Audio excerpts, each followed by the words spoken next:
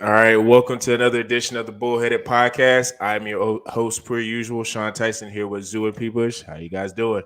I'm doing all right, man. Had to suffer through that Bulls game last night. They made it look a lot closer than it was. Too much ISO basketball. They need Caruso and Lonzo Ball back, man. That's all I got to say about Chicago sports today. Man, that defense is awful. Awful. 100. Every time I see the scores, man, they're giving up 120 every game right now. Like, the only way this team wins is if they drop 130. That's the only way they can win right now because that defense is atrocious. Atrocious. And what a weird weekend, man. Without football, it felt pretty weird, man. It felt pretty weird without watching a football game. I didn't watch no Pro Bowl. I just watched some Pro Bowl highlights, man. I just watched some Pro Bowl highlights. It wasn't even technically Pro Bowl. It was like the skills challenge stuff. I saw some of that. I was watching them playing dodgeball, man. Yeah, pretty much. A lot of cannons being thrown around there. A lot of basically glorified flag football. I do understand though, like, a lot of the old guard that played in the Pro Bowl back in, 80s, 90s, whatever, they're all like, this is terrible for football. But I just feel like how it goes now is that nobody wants to get hurt. Free agency after that is real close. Like, they're just going to play to be out there. They're forced to be out there. So that's just kind of what they're going to do. I'm not really mad at it. I mean, if to me, they should just go flag football, maybe put on like their helmets or something. It's a skills challenge in the day. It's for kids. Like, it's not for I feel like adults. It's for kids. Kids want to see their favorite players out there running around. They can't tell if they're not tackling or not. So I don't know. It feels like more of a get off my lawn type crap from the older players. But I digress. Zeus saying it's going to get weird. It's about to get really weird after the Super Bowl this week because there's going to be no football on. So you got to get used to that. Oh yeah. But there's going to be one huge game this Sunday. The Super Bowl, and it's been a lot of I wouldn't say bandwagon people with Cincinnati. Just gonna go ahead and throw that out there. There's been a lot of people jumping on that bandwagon. I'm gonna be the first to say this.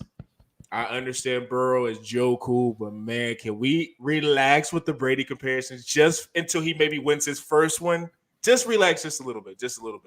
Been seeing a lot of banter about that baby Brady, a lot of that type of stuff. So I'm going to ask the guys going to this who they got, where they're leaning, what maybe would be some X factors with the Super Bowl. And people, I'm going to start with you. Oh, man. This is a tough one, man. We've got two lowest seeds to ever face off in a Super Bowl. I mean, we got 2 4 seeds. I'm all about the underdog, Zoo. I'm an underdog better when it comes to big games. Doesn't pay off all the time, but hey, we got 2 4 seeds. I do think one team is on paper clearly more talented. I think everybody can agree the Rams do have more big play ability on both sides of the ball. We got a team that has never won a Super Bowl, and we've got a team that got embarrassed 3 years ago in the Super Bowl, putting up only 3 points. Had to change the guard at quarterback, got rid of Goff, brought in Stafford. I think he exceeded most people's expectations this year, for sure. Cooper Kupp obviously came into his own. They have solid running game if they decide to use it. Sony Michel and Cam Akers can get some damage done. But I'm looking at the Cincy defense, man.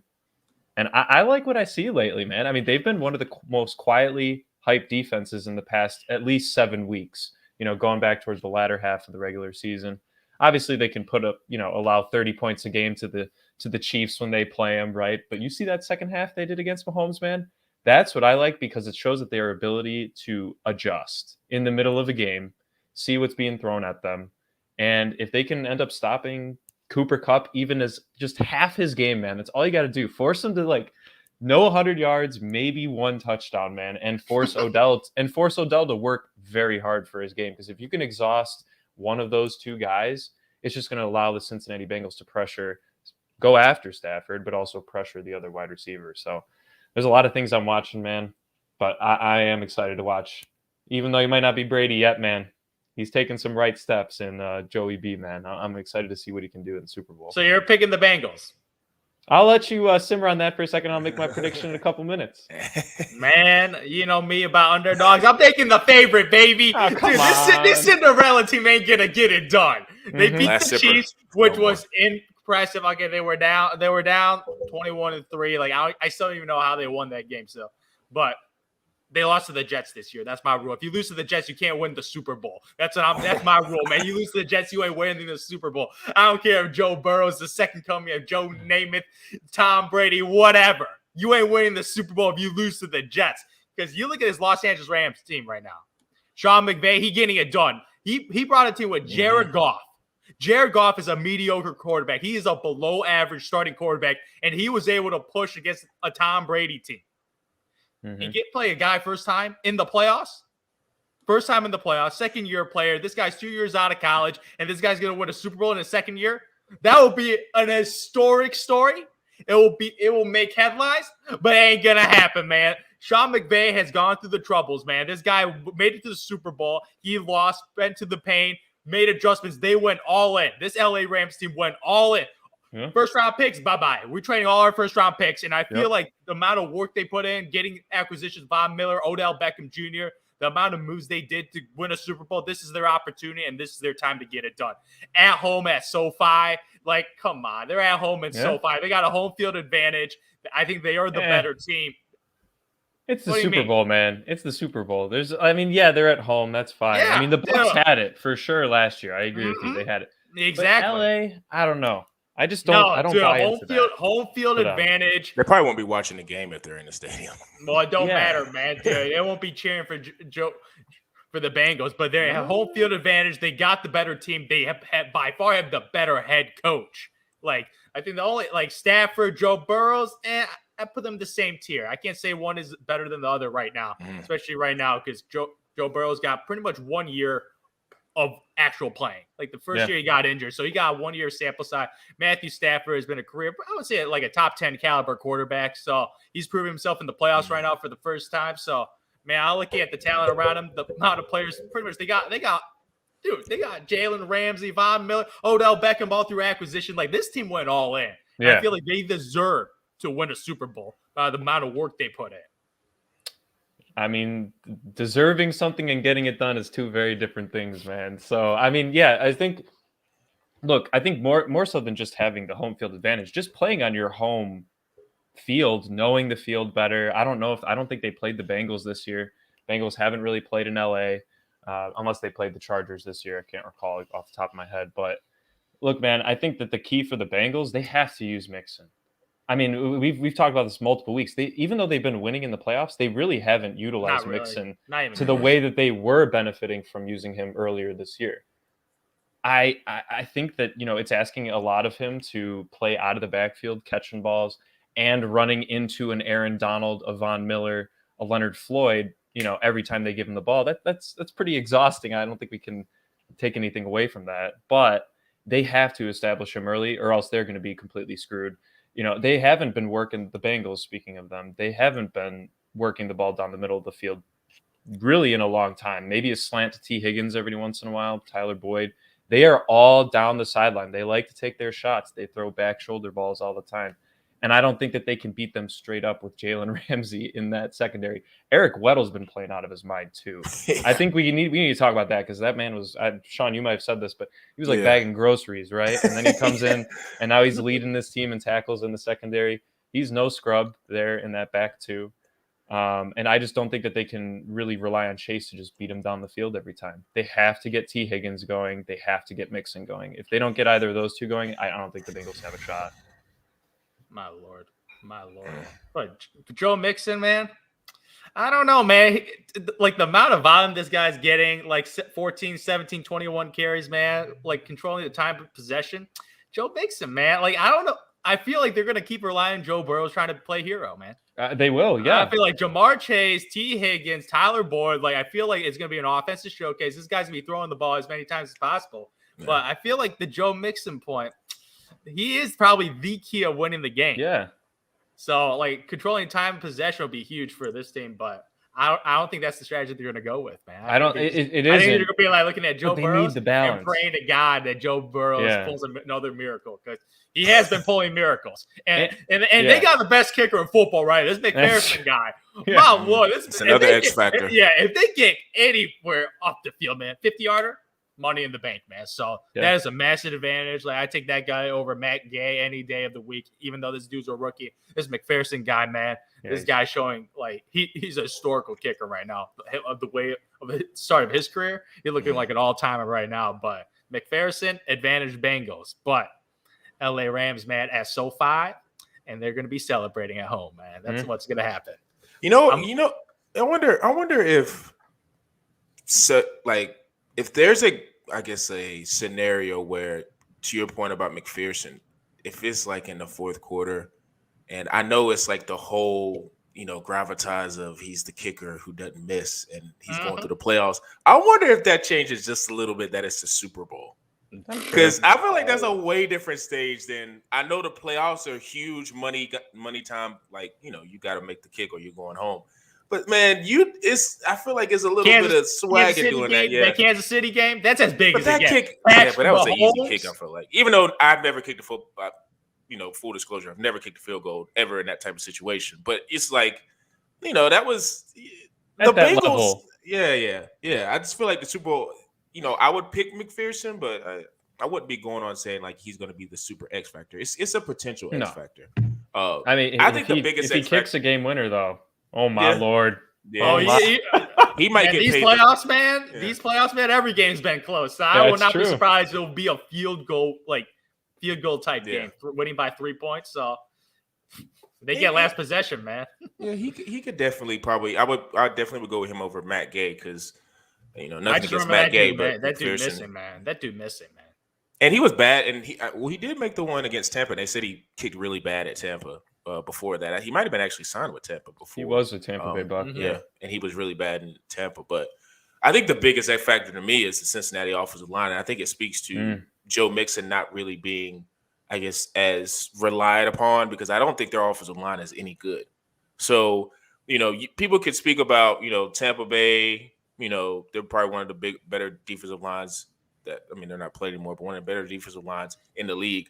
But, LA's right there, and they probably go at least 5 guys across, like deep, just in terms of guys who are impact people who can get into the backfield. And, Donald, he's always the key because I feel like if you're collapsing in the middle of the pocket, you're going to be able to make some hay and make, cool Joe, make him flustered. But you can't sleep on Leonard Floyd. A lot of those guys are just super explosive pass rushers. So, if Cincinnati's line is not up to snuff and is not ready to play, I think that could be the huge determining factor because a lot of people are focusing on, and I'm kind of guilty of this because I put it on the Bullheaded podcast page about like the matchup between Jalen and Jamar. But I'm of the belief of it doesn't matter how great you are as a corner. You can't cover for 8 to 10 seconds. Nobody can. You're going to get open as a receiver. So if you have a pass rush that's really getting to the passer and making Joe uncomfortable and get the ball out quick, that's going to make Jalen, who's more of an I guess you could say I can't even say the word, but driven to make plays that are easier for, say him and I don't know the other corner's name, but he's more of a corner that is going to go take a chance. So I think with the players that they have on the front line, that's going to be the situation that I think, hey, if they can get after Burrow, not saying Jalen's going to have a pick 6, but he's going to be a disruptor because that's just what he likes to do. And he plays more of an off coverage type of scheme. So he likes to see how plays develop. And I think for a not rookie, but, first year guy that's playing a full season, I think he might bait Joe into making some decisions that he doesn't want to do, especially if he's getting bothered because Higgins is not, like I say, the underneath guy. He's more of a vertical guy, but to be a vertical guy, you got to have time. So I don't know. That's probably one of the things I'm looking at and being like, that's something that could maybe I could see it getting out of hand if Cincinnati's line is not up to snuff. Because everywhere else, like offense wise, I feel like, LA Rams, Odell is a guy, that could maybe have a big impact. But seeing what Cincinnati did to Patrick Mahomes in the second half, I wouldn't say they have a corner that could stop Odell, but I guess defensively together as a unit, they're really good. So, neutralizing Cooper Kupp is not going to happen. He's going to get his yards. So to me, the matchup is Odell. And you could argue that double team, man, double team. You could argue that even though Cooper gets his, it's harder to cover Tyreek Hill as a unit, right? I think one-on-one Cooper will roast anybody, and so could Tyreek, of course. Yeah. But I think that they're going to actually try to implement a similar game plan as to how they handled Tyreek and seeing that it worked. But I'm sure, once again, McVay's thinking, okay, this is what worked for them. They're probably going to try this on us. So I agree, Sean. I mean, Cooper's going to eat. It's going to come down to Odell, especially with Higbee out. And I think that it also affects the Bengals in the other sense. They're missing CJ Uzama, Uzama, who, to my point earlier, he crushes down the middle of the field. He runs that seam route beautifully, and Burrow, that's his main guy down the middle of the field. And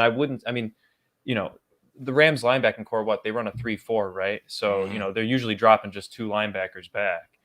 The Bengals need to take advantage of that middle of the field, whether it's just little cut and out routes and check down to Mixon. I think that they just need to use Mixon in the passing game. If you're not going to be able to use him in the running game, try and attack him just in the passing game. Because that man's made some nice catches out of the backfield, even when Burrow's under pressure, like to your point earlier, Sean. But with all that being said, I'm still taking the Rams because everybody wants to talk about the storybook, the Bengals. But to me, it's the Rams have more of a storybook because Stafford, and this may be because of how I've looked at and perceived Stafford. I'd never really perceived him as an upper echelon quarterback. And part of that is because he's with Detroit. But he's proven a lot to me this year. And, a lot of this was, Jared Goff got to the Super Bowl and, he did what he did. So if he doesn't do anything, if Stafford doesn't get to that point, then, all this is minute. But he's gotten to this point. So to me, it's McVay going all in, the management believing in him, and they actually got to the Super Bowl and actually have a chance to win the Super Bowl. I feel like that's more storybook. Have the Odell factor. He was basically locked up in Cleveland, and he got to be able to choose his own path and go to LA and really kind of position himself to maybe become another number 2 somewhere else, or maybe even number 1 somewhere else in another situation in free agency. So I feel like all that culminating, Cam Akers coming back towards Achilles, came back after 5 to 6 months. It's just a lot of things with, the Rams. And at some point, experience has to matter. Like, I know Cincinnati has kind of beat that agenda and whatever, but it's like, God, come on. Like, I know Stafford's never been to a Super Bowl, but I feel like the Rams have way more veteran leadership. Yeah, I feel like the Bengals are just here. They're just here crashing the party. And it's especially like, at on some point, offense. is Joe Burrow going to throw a pick 6 or something? Like, is that going to happen? Or is he just going to ride through this and skate through this clean? Because people keep making comparisons to Brady.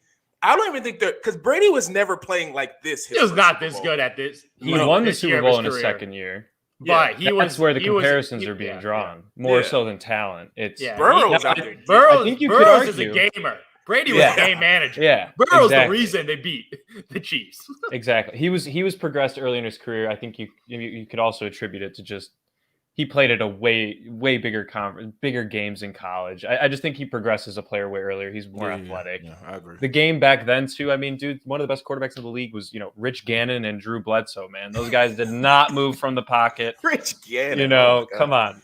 So it was just a different game. Yeah. But Brady came into his own being a gunslinger. So I think the only argument I think you could make is that with Brady retiring, I would put Burrow not in his number 1 or number 2 slot, but if you're dropping a guy out of a top 5 quarterback conversation, I think you can start sliding Burrow into that conversation because of that run this year. Not saying he's there yet as to being up there with Brady, Let me ask but you a I question. do have the Bengals winning the Super Bowl, boys. Oh, boy. I had to say it. Man. Not a betting on it. I'm not mad at that. I'm not. But I'd rather see the Bengals win. I don't want to watch the Rams win, except I would be happy for Stafford. That's the only one I'd be happy for. Do you think he's this, like, okay, so you know how Mahomes had his run a couple of years ago with how he did and he got the huge contract. Do you think this run is more impressive than what Mahomes was doing? Yes. His first going around? Yeah, absolutely. His team is worse. His offensive line, I was just speaking more just from the quarterback play, not the team. I'm talking about just as a quarterback. Do you think Burrow's run is more impressive than Mahomes' run, how he went through and won? I mean, when you have the greatest tight end of all time on your team, I know your opinion, but I agree with your opinion, so that's my opinion too. And you are walking into that, and you're walking into the fastest player in the league, and you're walking into at that time a pretty solid O-line and one of the best. Look at the Bengals coach, Zach Taylor. Yeah, I don't know. This dude was about to get fired before they got Joe Bengals. Oh, Joe. Yeah, Joe Bengals, baby. That might be a new nickname, Joe Bengal. Joe Bengals. Like Bojangles, but the other way. Did not think about the quarterback analysis or the head coach analysis. Yeah, the head coach, the offensive line. There's just a lot of factors that does not help Joe. Like, this is a lot of adversity. Patrick Mahomes is in just a beautiful situation. Head cocoach, offensive line. It's just like right there. He was amazing. But he had everything around him, man. He was spoiled.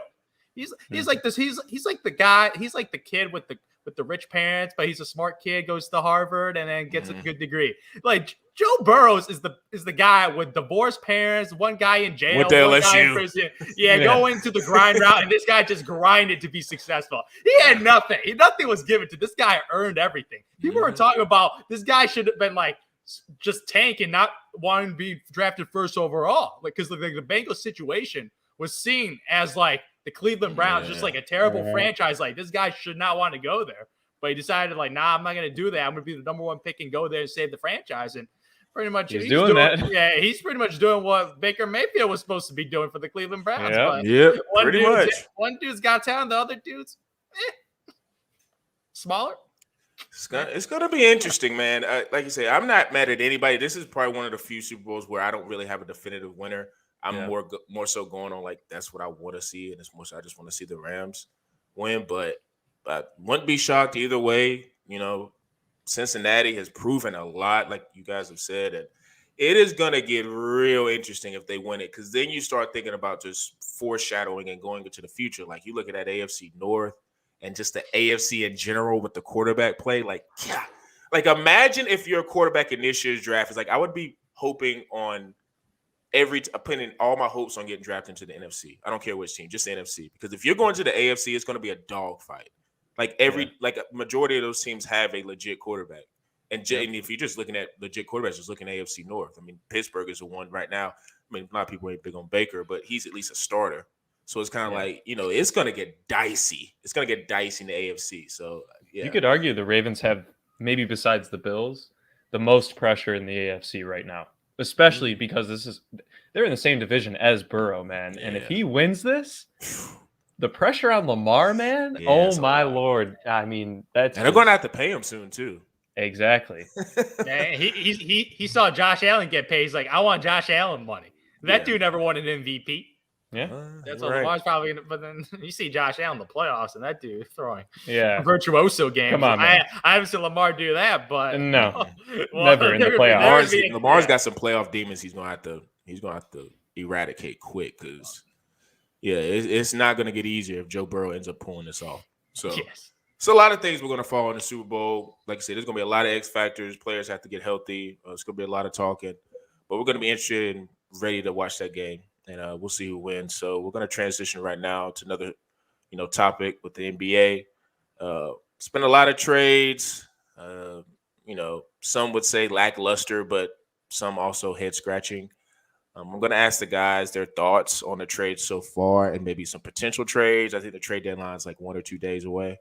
So I'm going to ask the guys, what they think of a team that should make a blockbuster trade or the trades that they've seen so far. And see, I'm going to start with you. As a fan of the Chicago Bulls in the Central Division, watching the Indiana Pacers tear it down and making some suspect trades and a great trade, I'm like, man, it is very, very interesting. I'm going to start out with the Karis LeVert trade. Man, they didn't really. I love that trade. Dude, they got Karis LeVert for pretty much future draft compensation. Yep, that's pretty much what the trade was. Like, they didn't want to pay Karis LeVert. He's going to be wanting 18, probably $20, $22 million over probably a 4-year, 5-year deal. They didn't want to pay him, so they pretty much flipped it for draft picks. And it's okay. Like it's interesting. It's really, really interesting because all this, I think of like they were able to flip Oladipo, and that dude was worth nothing. Like they were able to flip Oladipo, a guy that was injured, for Karis LeVert, and now they were able to flip LeVert for some draft picks.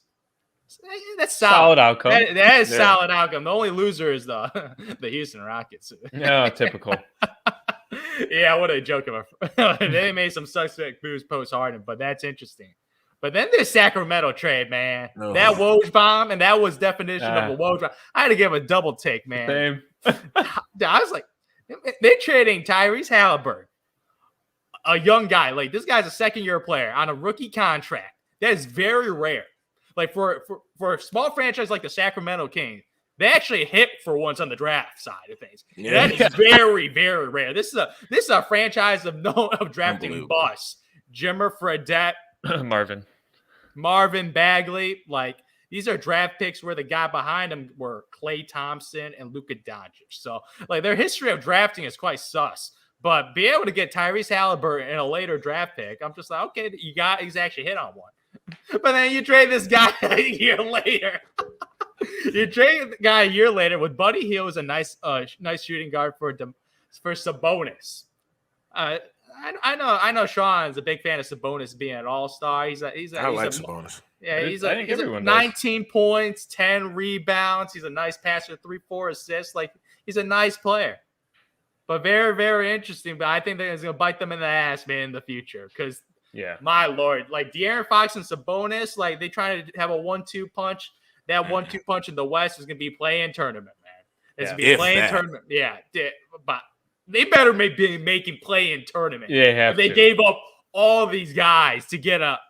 Sabonis is an all-star type of dude. Like, he's a borderline all-star year over year. So that is very, very interesting. But the Indiana Pacers, man, they're doing a little flipping it. They're trying to flip this entire roster, man. Yeah. Like Harris, LeVert, Sabonis, like it was already rumored beginning of the year that the Indiana Pacers were tearing it down because they're bottom 3 team in the East. So they're absolutely pathetic. So they're trying to tear it down and rebuild it.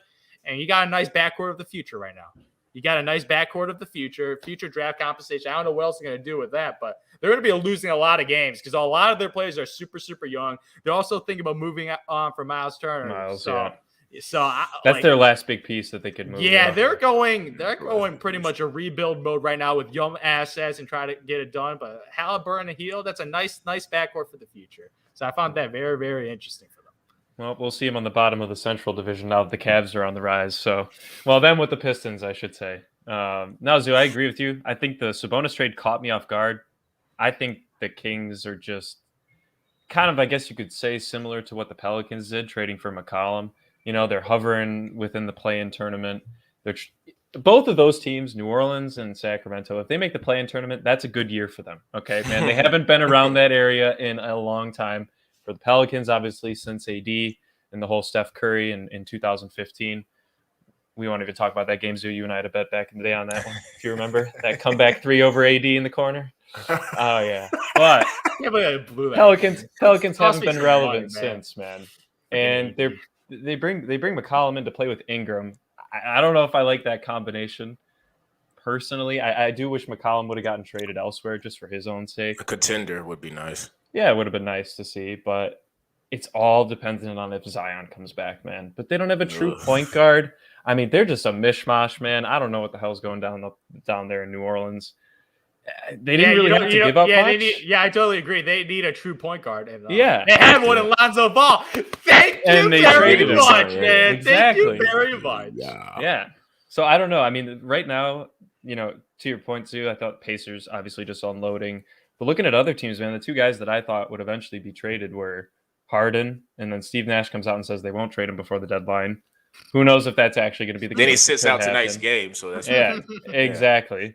And Bradley Beal's going season-ending surgery, right? So I don't know if a team's really going to want to trade for him and not be able to utilize him for the rest of the year, especially if it's a contender who's probably really the only team that would be willing to make a trade for that kind of a guy. So for me, I do think that the Sixers need to make a move. If they really want to make a push, secure that Eastern Conference or, secure a seed enough to where, they can make a good run. Because that's a team that watching the Bulls play against them, man, I was just like, man, this Joel Embiid guy. He's out of his mind right now. He's the Bulls' daddy, man. He's never lost to the Bulls. He's never lost to the Bulls. I mean, Tobias Harris was eating. Everybody was eating against the Bulls. But look, man, I do think the Sixers need that last piece, especially just because Ben Simmons has literally just been sitting on their payroll doing nothing for God knows how long at this point, not attempting to improve his game or his ego at the same time. So if they can move him, great. I don't know if a team's really going to want to take a risk, but hey, man, look what the Kings did. So the NBA can be stupid sometimes. Yeah, I feel like this rumor, like pretty much Shams dropped the bomb that the Brooklyn Nets were open to talking about James Harden. Of course. And so like they talking about like a month ago, they're like, nah, we ain't picking up the phone. Daryl Morey's like, yo, you guys want you guys think about trading for James? They're like, James who? James Harden or James Johnson? Man, they're like, nah, we ain't talking it up. But now they talking. 2 days ago, Nash. Yeah, James Harden right now, like when he is playing, looks lackadaisical, uninterested, looks out of it. He's just super frustrated with the situation because pretty much he wanted a free ring. He wanted a warrior type ring. what KD pretty much did. Pretty much he wanted the same exact thing. But then you got Kyrie Irving being a part-time player, KD being injured right now, and it's pretty much just a one-man show right now. And James Harden's like, man, I don't want to carry him anymore. So right now he's looking at Joel Embiid right now and Daryl Morey. Having a great old time down there. Daryl Morey. It is incredible what the 76ers has pulled off this year. The 76ers right now, like just tracking the game score, they're beating the Phoenix Suns right now. So that's very, very impressive. But overall this year, man, they are a top 5 seed in the East without Ben Simmons. They're 2 games out of first place in the East. So pretty much the Sixers, without Ben Simmons, their second best player, are a contender with weird to say the Cavs, but man, the Cavs are now an Eastern Conference contender now. But they're with the Cavs, Bulls, Bucks, and Miami Heat right now. So pretty much without $35 million in asset, they still kicking ass right now with Joel Embiid, who's pretty much he's going to be MVP if he stays healthy right now. They did it last year too, man. They had the number 1 seed last year during COVID year, obviously. But come on, man. Yeah, I mean, they're good, and Embiid's carrying. Yeah, Embiid's carrying, and pretty much, my lord, and they they messed up the situation too. Because they had Jimmy Butler, they chose Tobias Harris, and Tobias Harris right now they're trying to trade away that asset. Like Daryl Morey's like, yo, we give you Ben Simmons, you also got to take Tobias. Like they don't want that contract on the books because it's just hanging on the books like $30+ million for a mediocre player. Nah, nobody wants Tobias Harris. Like Tobias Harris is a starting player that's getting paid super max money. So Tobias Harris is a liability based on that. So pretty much, man, I'm calling the Brooklyn Nets. I'm trying to get James Harden this season. This season right now. And 2 days. And they're going to be playing chicken right now because pretty much I can see the situation. The Brooklyn Nets are be like, okay, we're going to give you James Harden. You're going to give us Ben Simmons. We want Tyrese Maxey. We want Matisse Thybulle. We want Seth Curry. Pretty much going to ask for the house because pretty much they gave up all their asses to get James Harden. So if James Harden now, they're going to ask for that. Daryl Morris, man, screw that. We're going to give you Ben Simmons and maybe throw in Seth Curry. And pretty much this game of chicken right now for the next 2 days of negotiation. Draft picks, this draft pick. They need it. But I feel like the deal will get done because instead of James Harden could leave this coming up year. James Harden. They'd be like, nah, I don't want to sign this extension. Pretty much lose him for nothing. So pretty much that would be cool. That bankruptcy. They'll be over. My God. Like KD and Kyrie and with this whole COVID situation, who knows? I'm going all in for Ben Simmons right now. So pretty much Ben Simmons, I would do this deal if I was the Brooklyn Nets. Ben Simmons, Seth Curry, and Tyrese Maxey. No way. Yep. That's what I'm not giving up Seth. I'm not giving up Seth. You're not getting Seth Curry? No. Or Thybulle. I would do the Ben and name another player that's not Seth Curry or Matisse Thybulle. Man, stop it. Seth needs shooting, dog. If James Harden go to Joel Embiid and it's just them two, no. Who's going to shoot over there? You want Tobias Harris? No. You got to have somebody. Seth Curry, he proved a lot in that playoff run last year against Atlanta. No joke. I think that they would also probably send him Joe Harris because they're looking to deal. Joe Harris is injured right now, man. They're trying to trade him. They already said that today. So if they're going to pair somebody and give him with Harden. I mean, if I knew Joe Harris could come back and be healthy, then exactly. I would take Joe Harris. He's off injury right now, man. If he's not, he's getting paid a fat contract, $16 million for pretty much a shooter, and that's pretty much all he didn't play well last year either in the playoffs, so that kind of maybe damaged his stock a little bit.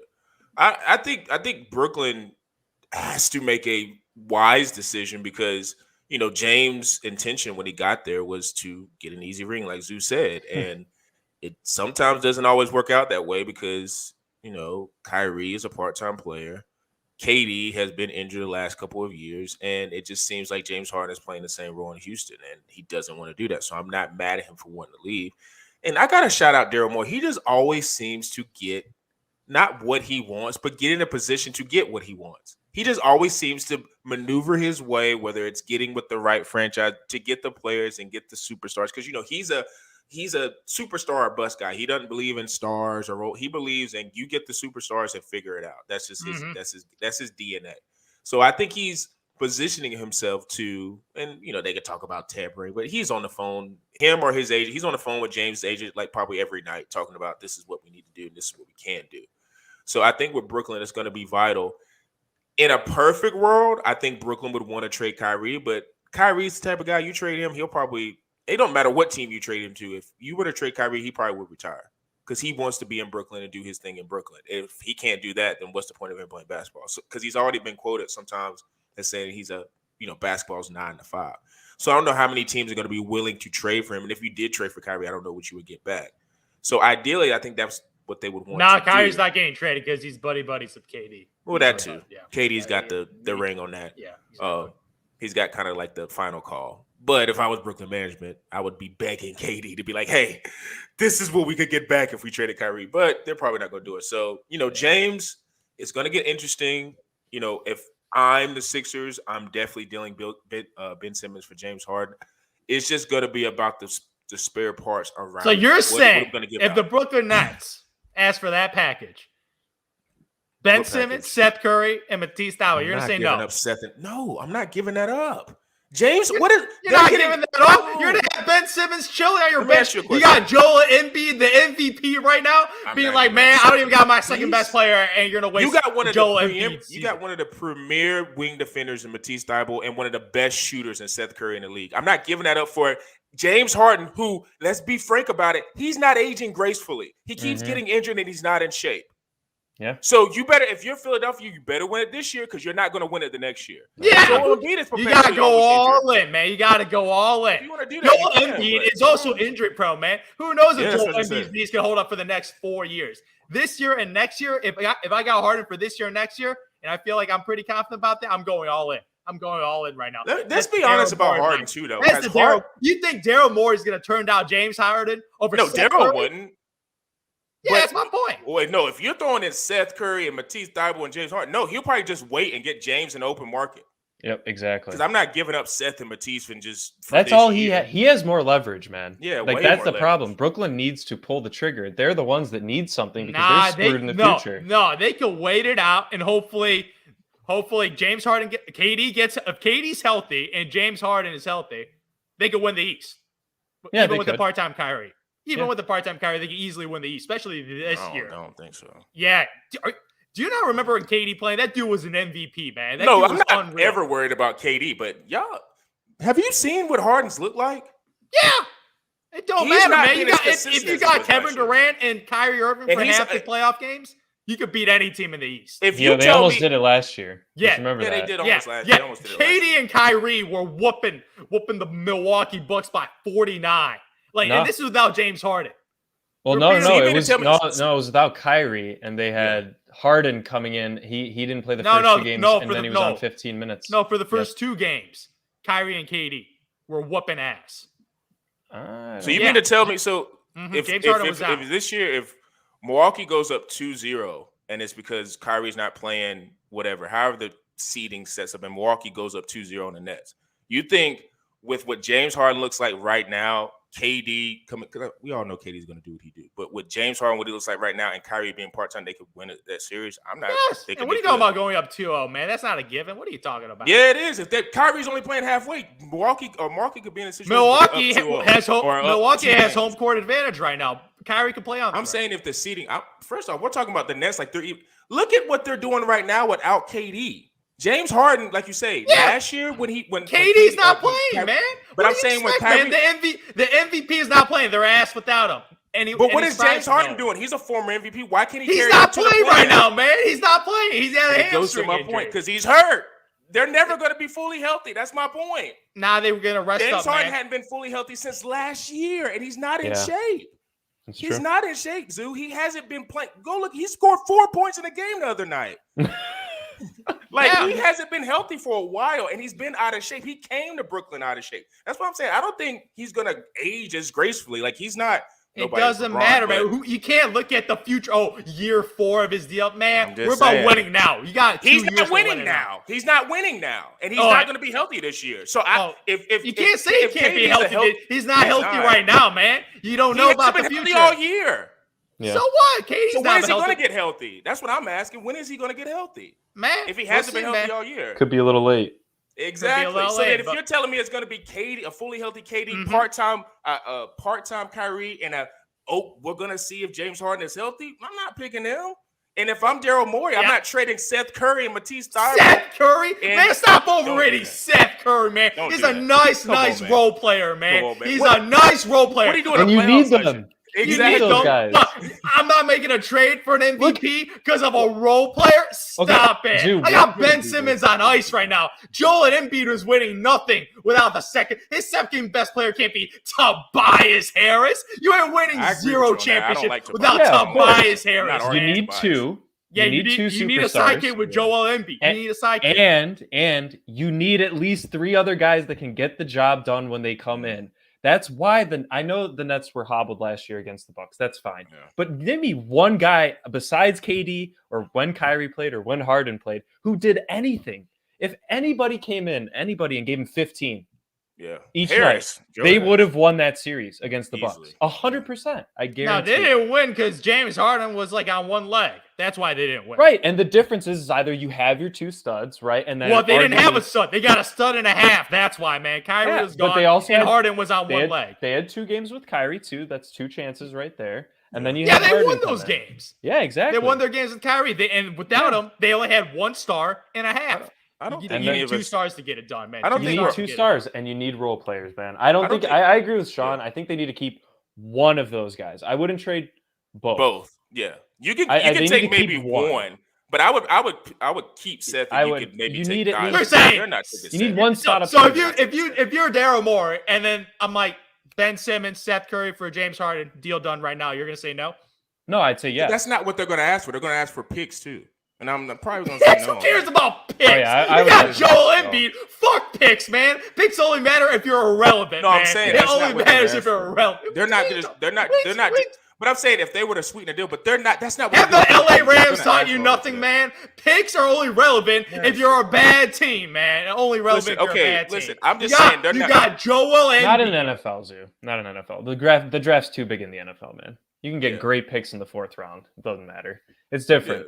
I'm the saying it's first round or bust, man. Like 9 times out of 10.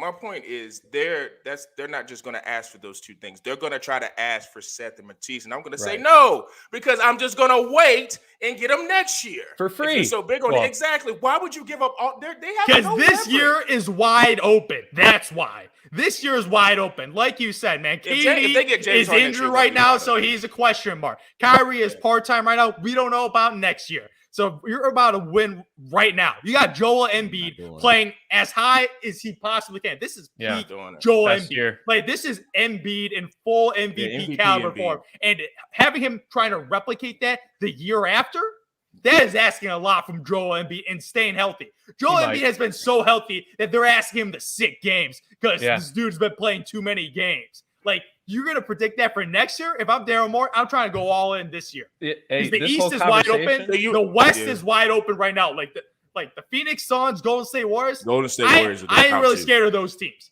Like, I ain't really scared of those two. You got Embiid, who's scared to do the NBA right now. I'm scared. So you mean to tell me you would think Tobias Harris, James Harden, Embiid, and just spare parts is going to get it done? Yes. No way. Absolutely. You're not counting on Tobias, and then you're counting on Embiid. Tobias is your 3rd best player. Harden's your 2nd best. Embiid's your guy. Tobias, you can get it done. That's true. They would have Tobias. Yeah, as your third option, Tobias is the 3rd option. You tell me a situation where they would take Tobias. No, he was the man. I would do that. Man, Brooklyn Nets ain't that dumb, man. Brooklyn Nets ain't that stupid, man. If you're telling me I get Ben Simmons, Tobias, and like Thybulle, I would take that. You don't have the money. Yeah, go ahead, take it. I mean, like you say, I have like I don't know. And you talk about Seth. Dude, do you see how he played in that Atlanta series last year? Like he was a baller. He was like their second best player in that series. He's a role player. He's a nice role player, man. Do you know who they got in the Brooklyn Nets? Pretty much their Seth Curry type guy, Patty Mills, man. They already got that guy, and they play the same. They play the same exact role, man. Smart player, great shooter, great team guy. They already have their version of Seth Curry and Patty Mills. If I could get I totally forgot about Patty. If I could get an exchange for Patty in that deal, then I would definitely do that deal. I would definitely do that deal. If James Harden and Patty Mills came along, oh yeah, I'm trading whoever you want because okay, I get Patty Mills and James Harden with Embiid. Oh yeah, I'm doing that deal. I totally forgot about Patty. They need to give something else with Harden. Yeah. I think that trading 3 players for 1. That's a lot. I know that the Pelicans deal was a lot, but the Blazers also had to send some guys back. We'll give you Paul Millsap. All right, man. Get out of here, dog. Is Paul Millsap even playing? Like, he's semi-retired, dude. Yo, this whole conversation is probably exactly how the trade talks are going, man. Yeah, Nobody's definitely. seeing eye to eye. Man, Nobody's seeing eye to eye here. Man. And, there's a rumor, too, that's been going around. No, and Bruce Brown, man. Nice role player for you. He's actually not too bad. Nice role wouldn't player. be Steph Curry's mad like at leagues that. beyond those guys. Man, yeah. He's disrespecting He's put the hell up out of Steph 15, Curry, 4 and 4. Man, we're 50% shooting. we're trading you a guy that ain't playing for us right he's now, almost man. having a 50, 40, 90 season right now. I just want you to know that, okay? I know He's I love role Seth player. Curry. He's a great role player, man. But we talk about when we trading stars, I ain't gonna stop trading for a star because I have to give up a role player, man. Stop. I get your premise, but Steph Curry's Stop an it. important Just stop piece. it. I get You got Ben Simmons on ice right now, man. You got Ben Simmons on ice right now. You got to get a deal done. They do. You got to just get lost a my deal camera. done. Yeah, man. Come on, Yeah. cuz. Can you guys still hear me? Yeah. Yeah. Oh, Man. well, my camera just went out because that trade I did that Zoo just put Oh, up is ridiculous. Stop! Dude, I'm giving you. Stop! The camera's like, you don't need to see Zoo anymore. It's okay. Man, I'm giving you, I'm giving you James Harden. James Harden. No, I get it. I I get want it. I get it. want a guy that's not even playing for your team and some role players, man. That ain't asking too much. So I role think players. the reason why I'm just so down on it is because if you would have me more at James Harden when he got after his first 10 or 15 games with Brooklyn, and he got a little bit more, I would say, ingratiated with the team or whatever. I would be more apt to be like, okay, this is James Harden again, but he just has not looked good. I know. And everybody keeps saying he needs to get healthy. When is it going to happen? And he looks out of shape, does he not? He looks really out of shape. You want to know? I think him and Daryl Morey, they get along pretty damn well, and the reason is they both always get what they want. Yeah. Harden always finds a way. I feel like Harden low-key finessing right now. He's finessing Exactly. Man, and I don't like that, Zoo. He probably got his fat suit on right now, What? man. That's why he looks out of shape. What if He probably doesn't- got the fat suit on, faking a hamstring injury. But look, Zoo, what if he has a situation like Jimmy Butler, man? Look, the Sixers had Jimmy Butler and they couldn't make the finals. Pretty much the same exact team. Wow. That was embarrassing. That team was Yeah. bad. No, That I team mean, was granted, they were one shot away, right? Kawhi Leonard, right? Yeah, but who knows what happened in overtime. But yeah, Exactly. Who knows? 50-50 still. game. It's a tough call, man. I'm getting a deal done. It's gonna go up to whenever the trade deadline, man. They're gonna be Probably debating this. 11:59. Yeah, exactly. They're gonna get this. definitely There is 11:59. incentive from both sides of getting a deal done, and I think both sides will be better because of it. Because I feel like even the fit, Ben Simmons fit with KD and Kyrie Irving, he will be like the Draymond Green of the team. The Draymond Green, the guy that sets the screens, the guy that's a playmaker, man. He's a souped up Draymond Green. Oh my god. He's a souped up Draymond Green. It's sounding in the pod. Us. I What are you can't see myself, and these trades are getting ridiculous. Or these what are comparisons you- are getting ridiculous. What are you talking about, man? They're getting crazy.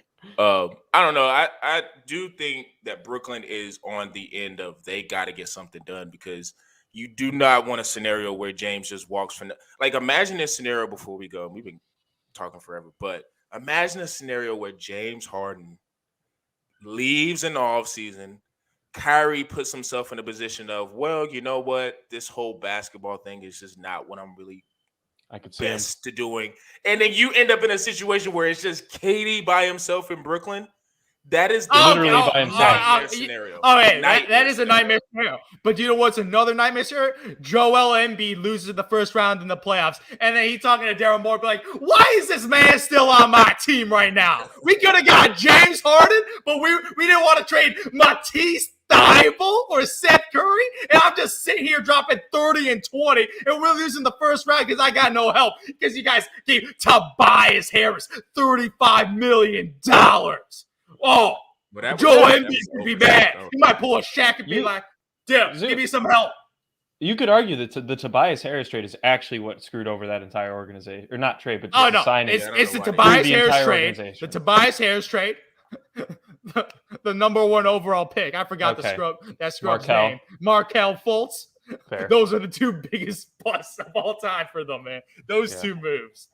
First overall pick. Both and that teams trade. need to make a move, but nobody wants to be the loser of the trade. But No. unfortunately, every deal, you just Someone's want to a make loser. sure there's always going to be a slightly worse loser, man. Yeah. So That's how it goes. we're gonna see Brooklyn. Like I guess they say when it's NBA draft, you're on the clock. You better figure something out because, like you say, man, these years, to Zoo's point, they're finite. You got to, maximize every year. But if I'm Daryl Morey, I'm very stubborn on that phone. I'm not giving up just the house because I want James Harden. He's getting, what do you mean giving up the? Dude, what is Matisse Thybulle said Curry the house? Man, you must not. You only watch the Bulls. That's why you don't know. Dude. No, I watch the Sixers because the Bulls have role players. That's why. Exactly. He doesn't have to worry about them. Question, Zoo, before we go, let me ask you a question. If they say you can get James Harden, if they say you can get James Harden on the Bulls, are you going to give up Lonzo Ball, Alex Caruso, and Derek Jones?